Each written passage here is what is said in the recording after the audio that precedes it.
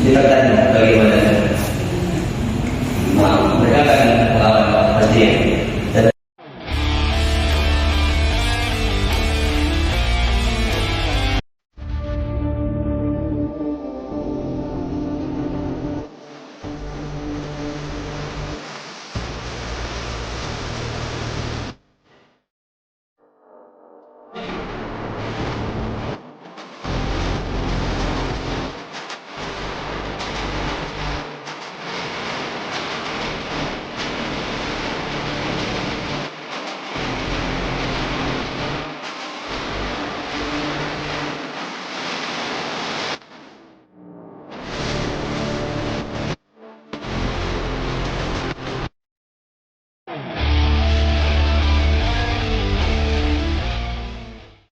Oke, selamat siang. Ketemu lagi dengan saya dan The King Official. Di siang ini kita ada buka stand di salah satu universitas Kota Padang. Kita bosan dari sana dan kita juga dapat undangan dari teman-teman AM apa? Iya ya? AM yaitu Fakultas Kedokteran Biologi ya? Kedokteran Baitur Rahmah. Jadi kita akan memberikan materi di sana tentang penanganan ular yang berbisa dan tidak berbisa untuk gigitan ya. Jadi kita akan mengulik sedikit banyaknya tentang hewan reptil, yaitu ular yang berbisa dan tidak berbisa di sana. Nanti gimana keseruannya, ikutin terus di dalam The King Official. Jangan lupa like, comment, and subscribe. Thank you.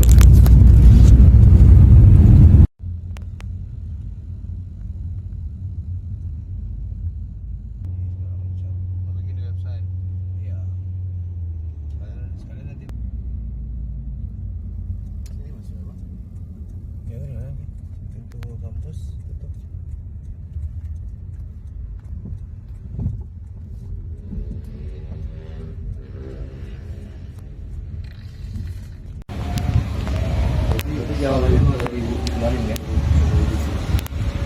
Tes dulu baru.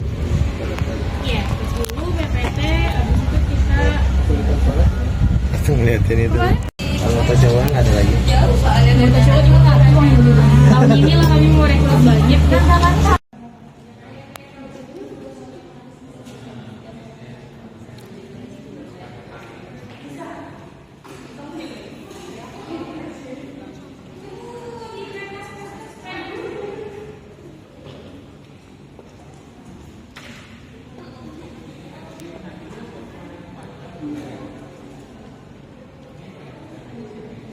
Kalau ini sendiri adalah salah satu pecinta reptil, yaitu menjadi komunitas reptil dan amfibi Padang.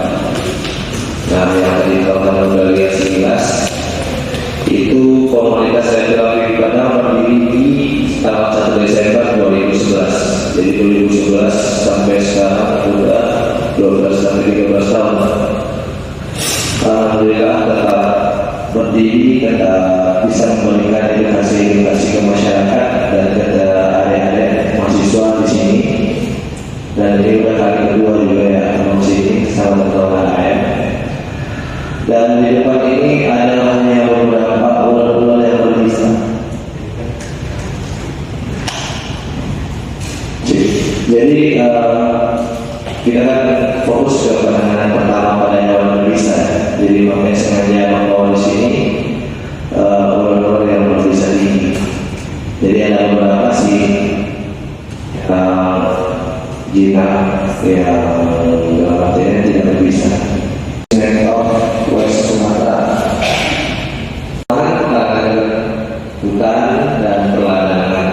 Ya, mereka sebagai kelompok predator atau bagian dari rantai makanan, mereka harus berada di dekat pemukiman hanya untuk mencari makanan, tapi bukan untuk tempat tinggal. Sepeda yaitu salah satu termasuk 9 ular tercantik di dunia dan sangat unik.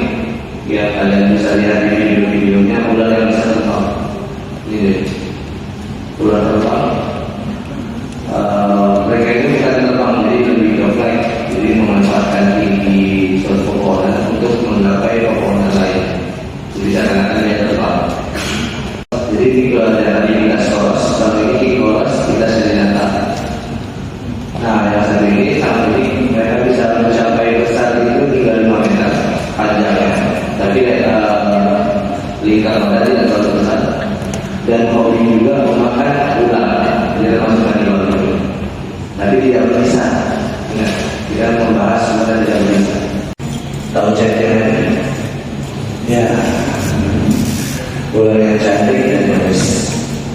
Tapi ingat kita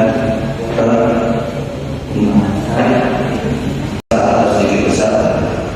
Mereka bisa bermutasi dan mengeluarkan warna hitam-hitam di corak bagian badan mereka. Dan ini hanya untuk ular yang berzina. Terus jangan ikut menjaga saja. Oke, seperti itu. Jadi mereka itu di pinggiran di barisan ada. Mereka itu suka memakan burung. Jadi kalau untuk mitos di Sumatera Barat sendiri, ular ini yang mengasih makannya burung. Kalau kata tua yang dulu. Nah, sedangkan mereka itu berulang memakan burung. Itu aslinya. Tapi kalau berita hoaxnya ya ular ini yang mengasih makan burung. Ular ini sangat tidak agresif pada siang hari karena mereka mempunyai sensor panas yang cukup bagus, tapi tidak agresif. Jadi mereka kurang agresif. Mereka hidup kalau untuk di daerah Punan, daerah pantai Remanis, mereka hanya hidup di pekarangan rumah orang atau daerah di banjiran rumah orang. Jadi mereka tidak merasa terganggu gitu, dan masyarakat di sana juga hanya welcome dengan ular ini. Kalau di kayak kita belajar di lagi ini namanya loncat namanya ya.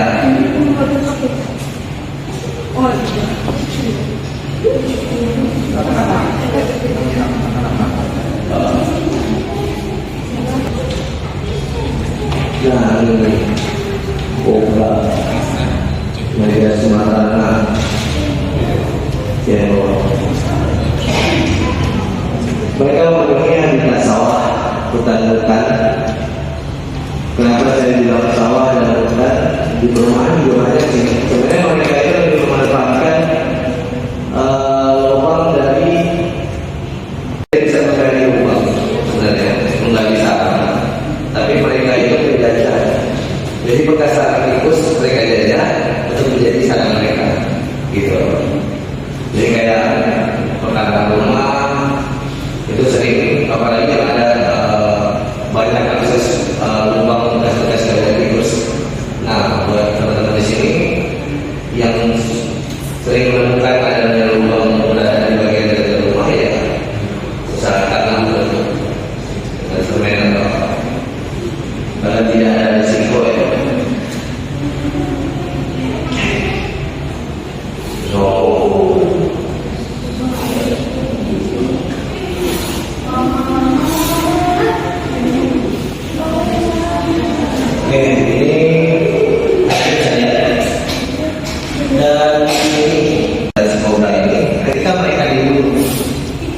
Tidak ada medali tikus di area rumah mereka. Ini topeng. Karena mereka mempunyai pencernaan yang bagus, mereka bisa memangsa tikus itu dalam malam itu 2 atau 3, dan itu setiap hari. Jadi mereka tidak perlu seperti kita yang makan sekali seminggu atau 1 bulan.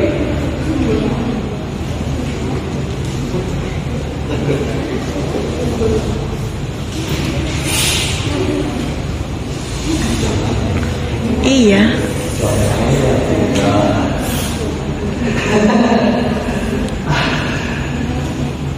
Dan sedikit malangnya operasi atau keluarga kobra. Mereka lebih dekat ke keluarga mamba. Jadi Ophiopagus hana sendiri adalah mempunyai arti bahasa Yunani itu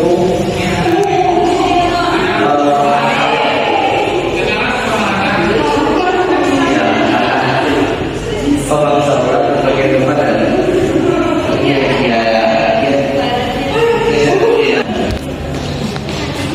nah ini mereka melalui barisan juga sih melalui kobra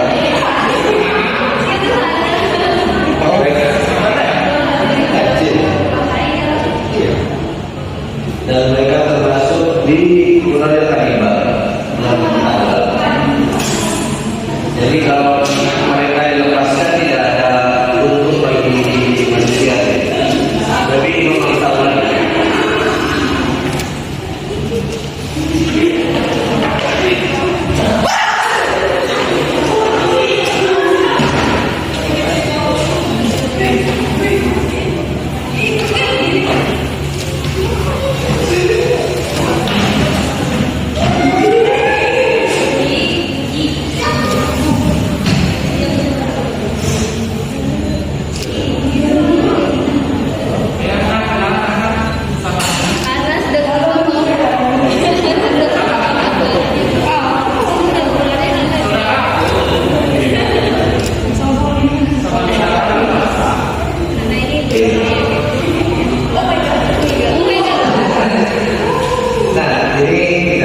juga di kampung dua masuk rumah warga karena dia dari sofa. Nah, ini sebenarnya yang sangat apa ya? Yang sangat berbahaya. Kenapa? Mereka belum ada ilmu di Indonesia. Mereka belum ada ilmu kasih sayang di Indonesia. Mereka hanya ada di Iran dan Jerman untuk kasih sayang. Jadi kebanyakan kasus untuk di wilayah Indonesia sendiri itu di tahun 2018 itu ada 23 gigitan kobra itu masih tidak ada salah.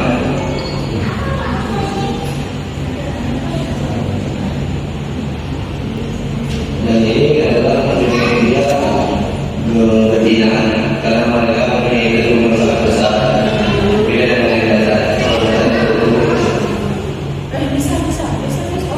efek kita sama fungsi lemas dan paling bertahan itu mereka ada di lemas untuk menuju kematian.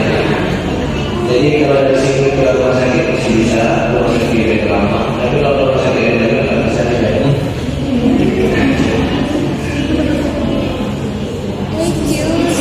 Jadi untuk teman-teman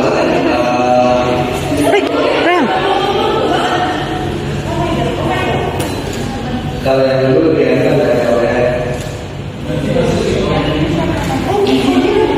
yang ini aku kasih nama kakak karena mereka dia merasakan di kampung kedua, jadi makanya kasih nama kakak ini kan di kampung kedua.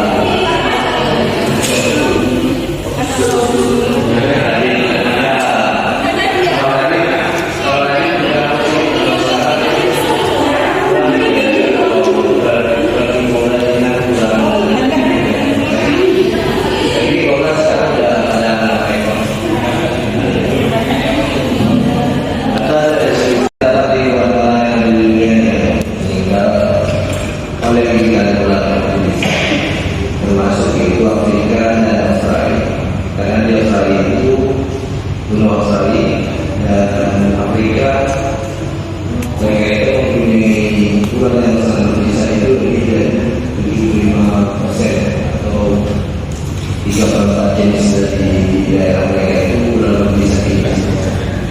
Beda dengan halnya kita yang mempunyai jenis ular banyak dari sini kalau berbisa tidak berbisa.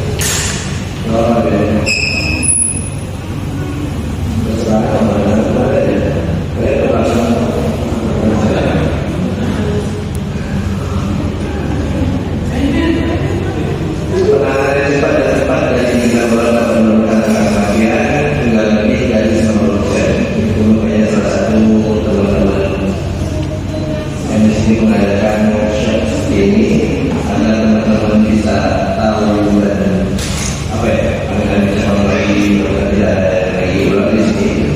Tapi setidaknya ada yang di sini juga bakal untuk mengetahui gimana cara penanganan pertama untuk memberikan. Jatuh semir. Oke, ada di sini sudah baca juga ada di sana, ada di link. Ular merupakan salah satu binatang yang banyak ditemukan di negara tropis di Indonesia. Salah satu mekanisme pertahanan laut yaitu melacak terancam dalam menggigit. Jadi mana-mana ular itu ketika merasa terancam tergigit atau seperti tadi mengeluarkan kuku agar si predator itu kabur.